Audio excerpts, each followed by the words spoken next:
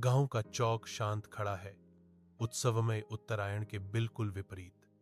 आकाश में कोई पतंगे नहीं नाचती, केवल एक भारी शांति।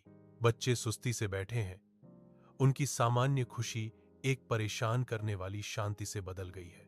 मोहन उनके बीच खड़ा है, उसकी गंभीर आवाज पतंग उड़ाने के खतरों को व्यक्त करने की कोशिश कर रही है।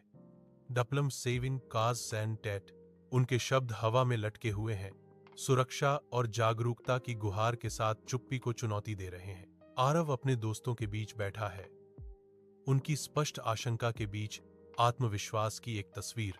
उनकी बातें तनाव को चीरती हुई। यह सब अंधविश्वास है, हमें पतंग उड़ानी चाहिए। आरव की अटूट निगाहें उसके दोस्तों की अनिश्चित निगाहों से मिलती हैं, हवा में एक मूक चुनौती। अपने डर के बावजूद आरव का दृढ़ विश्वास उन्हें प्रभावित करने लगता है। उसका दृढ़ संकल्प संक्रामक है।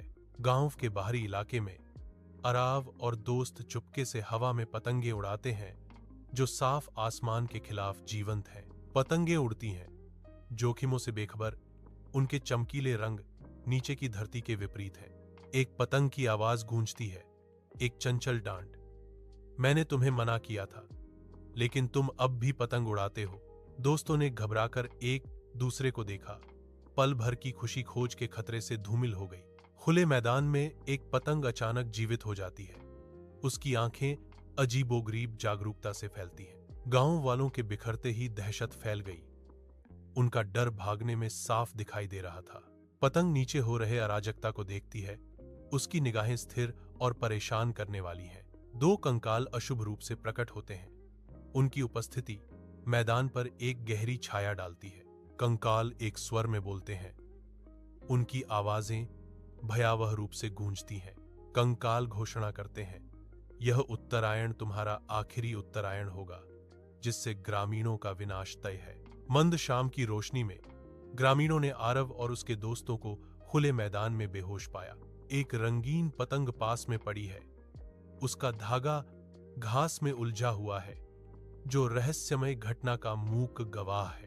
हवा में एक मनहूस फुसफुसाहट गूंजी, अब कोई पतंग फिर कभी नहीं उड़ेगी। ग्रामीण एक साथ इकट्ठा होते हैं, उनके चेहरों पर डर अंकित होता है, क्योंकि वे अज्ञात से जूझते हैं। कथन, ग्रामीण भयभीत हैं। धूप से सराबोर गांव के चौक में अराव की आवाज गूंजती है, चिंतित ग्रामीणों की फुसफुसाहट को चीरती हुई। चिंता से भरी हुई चेहरे आरव की ओर मुड़ते हैं, उसकी आकृति धूल भरे मैदान पर एक लंबी छाया डालती है। वह जोर देकर इशारा करता है, उसकी भावुक गुहार हवा में लटकी हुई है, हमें अंधविश्वास छोड़ना होगा और आगे बढ़ना होगा। अराव ने घोषित किया। उनका दृढ़ विश्वास अटूट था। गांव वाले ध्यान से सुनते हैं, उनकी किस्मतें कड़ी धूप में अराव के हर शब्द पर टिकी होती हैं।